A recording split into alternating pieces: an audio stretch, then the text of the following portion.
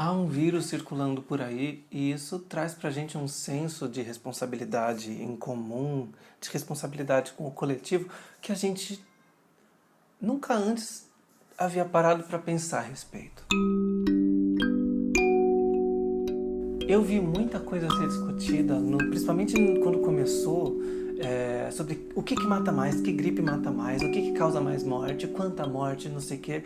E o que eu tenho parado para pensar é que, assim, a gente nunca refletiu sobre isso, mas acho que qualquer vírus que possa causar mortes precisa ser tratado com responsabilidade. E a gente nunca problematizou isso. Talvez o Covid-19 seja uma maneira da gente conseguir refletir e repensar a maneira como a gente tem sido responsável uns pelos outros. Vou contar uma história pessoal para vocês. Eu nunca tinha conhecido a Basílica de Nossa Senhora de Aparecida e eu sempre fui muito devoto de Maria. E aí eu fui pra lá e foi muito bonito, eu nunca tinha visto tanta gente. E é muito legal essa congregação na Basílica porque, enfim, a gente vê as pessoas sempre tratando a religião como essa coisa de implorar, de pedir, e as pessoas para chegarem lá é porque elas estão indo lá já para agradecer.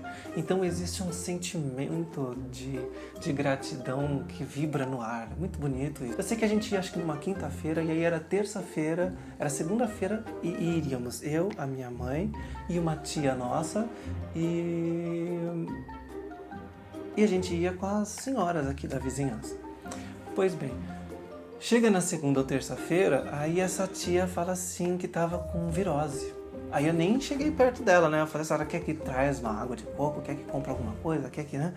Porque se chegar no dia e a senhora ainda estiver ruim, é melhor a senhora ficar quieta em casa, né? Não, claro. Quando a gente já tá em Aparecida, eu viro pra ela e falo assim, nossa tia, eu fico feliz de saber que a senhora melhorou, né? Aí ela disse, quem disse que eu melhorei? moral da história. Sei lá, 70% das pessoas que estavam no ônibus eram senhoras com mais de 60 anos, muitas delas, como no caso da minha avó, com 94 anos na ocasião. 2 dias depois eu tava com diarreia e vomitando. A minha mãe tava com diarreia e vomitando. A minha avó de 94 anos estava com diarreia e vomitando. Todas as mulheres que estavam no ônibus estavam com diarreia e vomitando.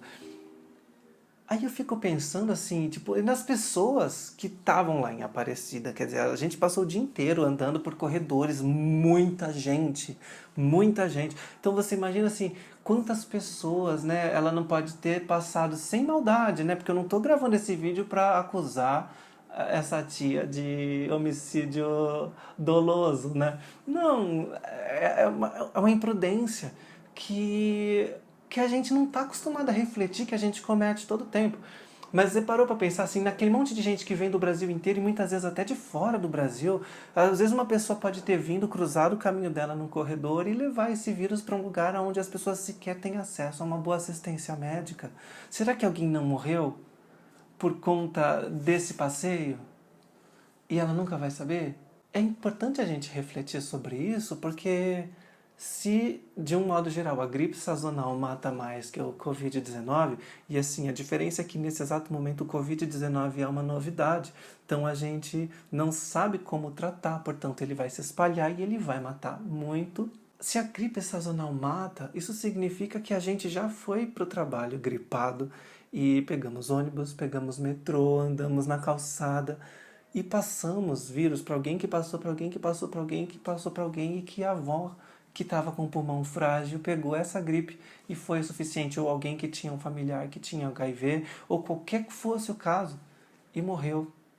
Morreu porque a gente, ao invés de ficar quieto em casa, foi trabalhar, ou foi pior, foi pro shopping gripado, foi pro cinema, foi pro teatro gripado, foi no mercado. É interessante pensar sobre isso, porque eu nunca tinha refletido sobre o quão irresponsável a gente foi ensinado a ser em nome de trabalhar e ganhar dinheiro, ou em nome do nosso prazer, da nossa satisfação pessoal. Mas pensar que você que está me vendo agora, quem quer que seja você, qualquer que seja a sua idade, gênero, qualquer coisa, já parou para pensar que alguém já pode ter morrido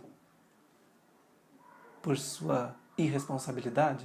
Pensa nisso como uma realidade. Não é sério, não é muita coisa, não é grande, não é uma informação pesada? Eu acho, pelo menos pra mim é. Eu pensar que eu posso, pela minha imprudência, ter causado a morte de alguém. Então, moral da história, esse cuidado que a gente está aprendendo a ter agora, sempre foi necessário. Caramba!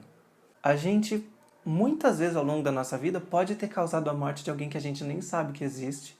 Alguém pode ter chorado a morte de um avô, da avó, do pai, da mãe, de um irmão, de uma pessoa que sempre teve problema respiratório e que, jovem, pegou essa gripe quando não podia e morreu. E a vida dessa família nunca mais foi a mesma porque a gente não ficou quieto em casa, se recuperando. Pessoalmente, eu acho tão bonito pensar que nossos gestos podem mudar a vida de pessoas que a gente sequer conhece. Eu acho que é muito emocionante quando a gente sabe que a gente fez um bem para uma pessoa que a gente gosta, ou para uma pessoa com a qual a gente nem se importa, mas você fez isso, você não conhece, mas essa pessoa passou na tua porta, pediu alguma comida e você tinha ali um saco de arroz e deu, tinha uma bolacha, tinha um macarrão e deu. E quando a gente não tem nenhum contato, imaginar que os nossos atos, que os nossos gestos, a nossa responsabilidade pode melhorar a vida de gente que a gente nunca vai nem saber que existe. Eu acho isso tão bonito. E eu acho que é isso que a gente tem que começar a buscar daqui pra frente, sabe? Pra encerrar esse vídeo, eu queria chegar num assunto mais chato, mais polêmico. É muito difícil para um chefe confiar na sinceridade de um funcionário que diz que tá doente.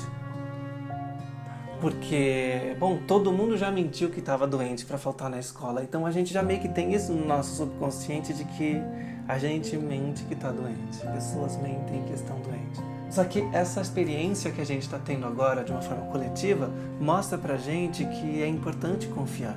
Mas ao mesmo tempo que é importante a gente confiar que um funcionário está doente, que não está mentindo, que não está dando golpe, aplicando, porque é muito importante também a gente enquanto funcionário, a gente enquanto aluno, a gente não mentir. Porque a mentira é um ato de corrupção. A partir do momento que você não tem nenhum problema e você diz que tem para tornar a sua vida mais fácil, para você ficar em casa porque vai dar trabalho sair porque tá chovendo, mas esse é o seu emprego, você vai sair e vai pegar chuva sim. O que você pode conversar é, às vezes, se o seu chefe é muito flexível, você chegar um pouquinho atrasado, ou se você tá vendo que vai chover, você sair e chegar mais cedo. Sabe, eu acho que a gente tem uma relação de obrigação com as coisas, e essa relação de obrigação faz com que a gente não queira fazer nada que saia do padrão.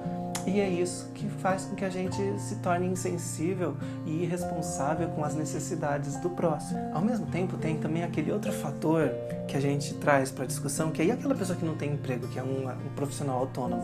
Como é o meu caso, eu sou artista. Como é o caso de pessoas que vendem coisas na rua, que vendem garrafa de água no farol, que vende artesanato, que vende qualquer coisa ou que presta um serviço. E aí, como é que faz? Como lidar com isso?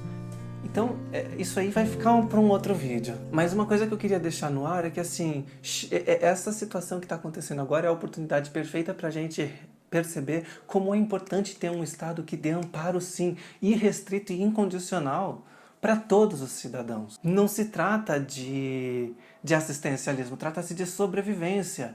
Eu não tô com doença nenhuma, eu não tô com nenhum vírus, mas eu não quero pegar o seu. Então, assim, só que você não pode ficar em casa porque você precisa de dinheiro. Então, aí entra o tal do programa assistencial. Então, tem que garantir que se a pessoa precisar, ela sempre vai ter o peixe de graça. E não tem a ver com esquerda nem direita. Não tem a ver com socialismo. Não tem a ver com comunismo. Tem a ver com dignidade. Tem a ver com segurança pública. Tem a ver com... tem a ver com humanidade. Essa é a oportunidade perfeita para a gente perceber que a gente precisa que o Estado ampare, sim, incondicionalmente a todos os cidadãos. Porque, do contrário, você, banco, as pessoas não vão pagar fatura se elas não puderem sair de casa para trabalhar. Percebe que ficar dilapidando o Estado para vocês garantirem o tesouro direto de vocês vai fazer com que vocês acabem quebrando em algum momento? Porque se a pessoa tiver que escolher entre pagar a fatura do cartão, tiver que pagar uma dívida, um empréstimo e comer, ela vai pagar a comida. É uma escolha razoável. Não é mamar na teta do governo. Isso está acontecendo e é coletivo, mas existem situações claustrofóbicas e desmoralizantes acontecendo todos os dias na casa de milhões de pessoas, por conta dessa insensibilidade toda que a gente tem lidado na hora de falar de economia, na hora de falar de saneamento básico, na hora de falar sobre política, na hora de falar sobre defender a família. Mas a defesa da família vai ser um assunto para um outro vídeo. Bom, eu sou Alex Pedro e esse foi o papo com o amigo canceriano. Eu vou ficando por aqui.